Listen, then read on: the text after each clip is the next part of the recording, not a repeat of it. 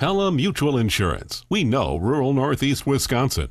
We know how to insure your home, farm, and recreational land because we are part of your community. Pella Insurance, keeping clients secure yesterday, today, and tomorrow. Share with us your community hero. And we're back, another edition of the WTCH Breakfast Club. We'd like to thank the Thunderbird Club for being a sponsor of our show. Today, though, we're talking Goodfellows.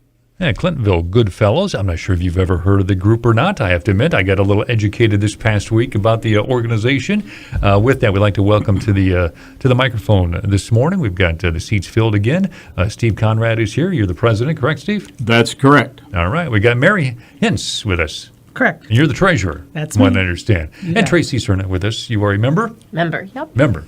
All right, we're all accounted for. Well, I got to ask, there's probably a lot of listeners out there who don't know what the Goodfellows are. So why don't we start, I guess we'll start with the history a little bit. Why don't we talk about how the Clintonville Goodfellows began? The Clintonville Goodfellows was begun back in 1950, according to our records, by a man by the name of Frank Sinkowitz.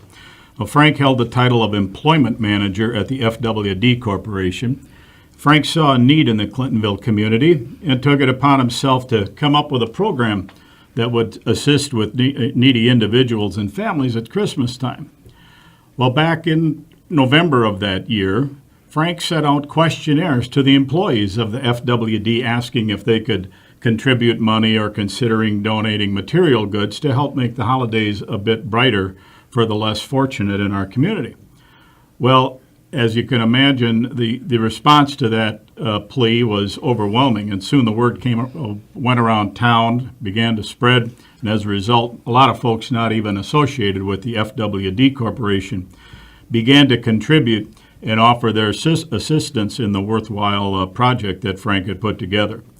Within a week or so, Frank's original appeal, their contributions began to pour in, and toys and other items began to fill his office, making his office look more like the North Pole than that of a personnel manager and Clintonville's largest employer there. The contributions continued to roll in, and it all culminated on Christmas Eve there in 1950 when Frank spent a good part of his day delivering items that had collected. And the legend has it he made his final delivery shortly before midnight. Now, what is the purpose of the Clintonville Goodfellows? Basically, it's the same as it was almost 70 years ago, helping the less fortunate in our area, not only the Clintonville School District, but this year we've added the Marion School District as well. Sounds like you're out there helping out the community, especially with the Christmas time. How is Goodfellows funded? Morning.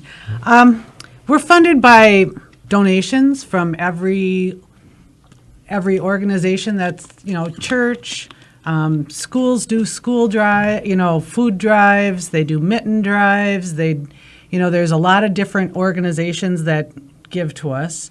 And then we also have reached out in the last couple of years to the Quick Trip organization. Shopco does some in-kind donations to us. We've gone to Theta Care, their charitable arm, and we're always looking for other organizations. Thrivent has stepped up to give us some seed money. Well, let's talk about, a lot of those big corporations probably deal with grant money and things like that and on items. What about cash donations? What are they used for? We buy dry goods, whether it's cereal or jelly or, stuff that they don't need to use right away, but to stock their shelves. So that everyone gets a box of dry goods, and that's what we spend a majority of our money on. Then we also give everyone a voucher to a local grocery store to buy the things that we're not providing. So everyone gets at least, I think last year was $35 a piece. I believe so. And then plus some for every member in the family. But it's, they can buy meat and they can buy milk and they can buy fruit, stuff that, with handling in our situation probably would get damaged, but they can go to the grocery store, buy what needs, they need. So it sounds like you kind of gear it towards the recipient then a little bit more. That's right. That's right. Okay. We also do a little bit of, we have a lot of toy drives, and we try to match up toys to boys, girls, and different age groups. So after we've collected all of our toys, we have the kids from St. Rose come over. And I don't remember, Steve, what grade was that? I believe it's the 7th and 8th grade from Okay, St. they come Rose. over and they do a wonderful job. They separate, by age group, by, gender. So then we have an idea of if we have enough toys for every kid that's listed in our, in our database. But it sounds like you might have some regular donors. I tell you, every year, in addition to those regular folks, we've got people who have their roots in Clintonville. We get donations from out of state, people who on a regular basis send in a check. And some of these checks, the size Sizable. would really kind of knock your socks. Here's $1,000 that we never even existed a year earlier. And when you consider our total budget is what, Mary, in the neighborhood of In the last couple of years, it's been about $13,000, you add another $1,000 to the pot, that provides a lot of stuff. How can people contribute to the Clintonville Goodfellows? The easiest way to contribute to the Clintonville Goodfellows is to mail your tax deductible contribution to us at our P.O. Box in Clintonville. It's P.O. Box 135, Clintonville, Wisconsin, 54929. You can make your check payable to the Clintonville Goodfellows.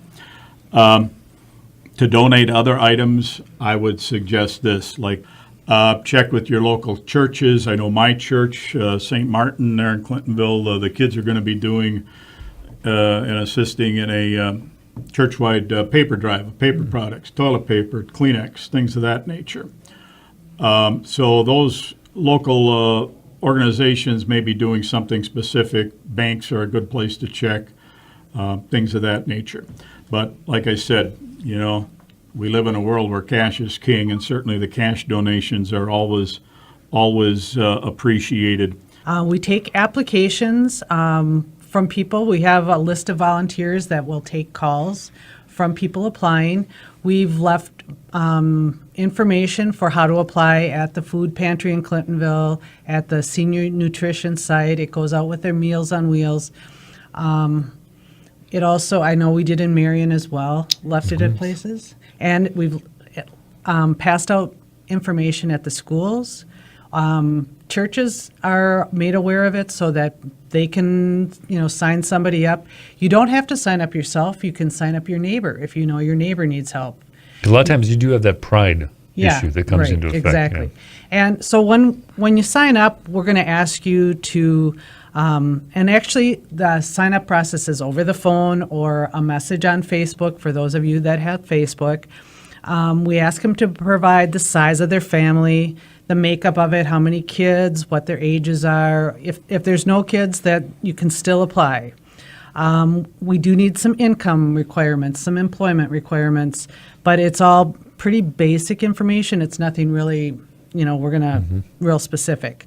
The sign-up period runs until the 15th of November, so you have at least another week to go about signing up. Then what happens is we review the applications, and then in the early part of December, we call the recipients that have that we've said, yep, you qualify, and we want you to come down and get a box. And so we do need a phone number, either from you or your neighbor or your parents, somehow that we can contact you to tell you that you should come down. Otherwise, we don't know how to get in touch with you. And the other thing is you need to be a resident of the Clintonville or Marion School District. You don't have to have kids in the school district, going to school. You can just be a senior. You can be just a person living alone that's just on a fixed income. So it doesn't have to be just people with kids in the household. I do have some phone numbers here of people in the different cities that you can contact. I've got Amy in Clintonville, and her phone number is 715-250-2062. Mary, I'm going to ask you to repeat these twice so people can run. Okay. Because right now they're running to get their pencils. Oh, yeah. Go get your pencil and paper. That's going to be important. So, again, Amy in Clintonville is 715-250-2062. 2062. I've got Joe down in Bear Creek. And Joe is 715-752-3360. That's 715-752-3360. And then over in Marion, I've got Lynn. And Lynn's phone number is 715-524-3979. Again, that's Lynn in Marion, 715-524-3979. Okay, so once again, those are the phone numbers that people should start with. Yep, those are the phone numbers you can call and apply. You can also go to our Facebook page. It's just, if you put in, search out Goodfellows, you'll find our Facebook page, and that also has the information on it. I have who to call and when you need to sign up. And I think that's, like I said, you have until the 15th of November. Steve, you mentioned December 14th at the bowling alley there at Memory Lanes. What time does it start? Beginning at 9 a.m. Okay.